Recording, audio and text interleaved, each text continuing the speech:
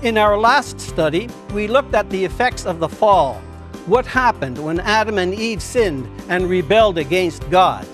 In this segment, we will look at the example of Christ, what he came to earth for, and how what he did relates to our identity and meaning in life. The redemptive plan of God began to unfold when Christ, the last Adam, appeared. The first thing we notice about the life of Christ was his complete dependence on God the Father. He said, "I can do nothing on my own initiative," John 5:30. "I live because of the Father," John 6:5-7.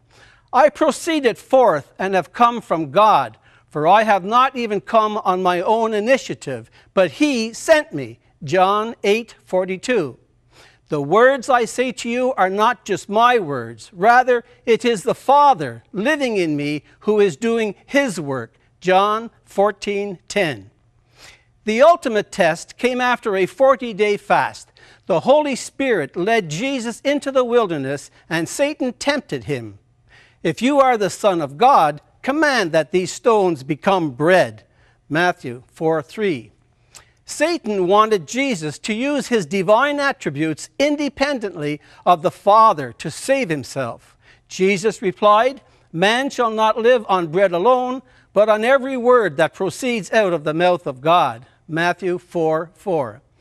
Near the end of his earthly ministry, Jesus prayed, "Now they know that everything you have given me comes from you." John 17:7.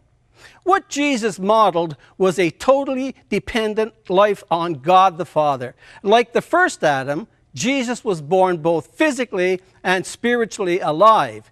And this was made evident by the facts that Jesus was conceived by the Spirit of God and was born of a virgin.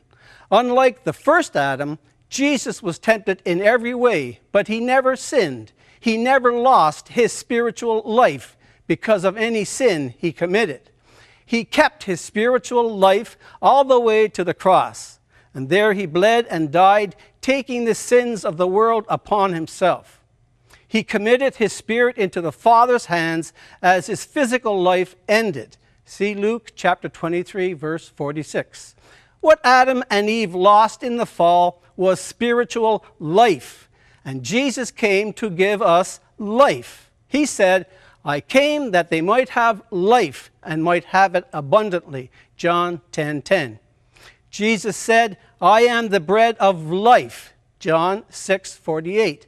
"And I am the resurrection and the life. He who believes in me shall live even if he dies." John chapter 11, verse 25.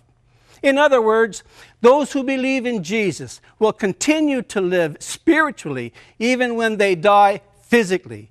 Jesus said, "I am the way and the truth and the life." John 14:6. The ultimate value is not our physical life, which is temporal, but our spiritual life, which is eternal. We will continue our study on identity and meaning in our next segment.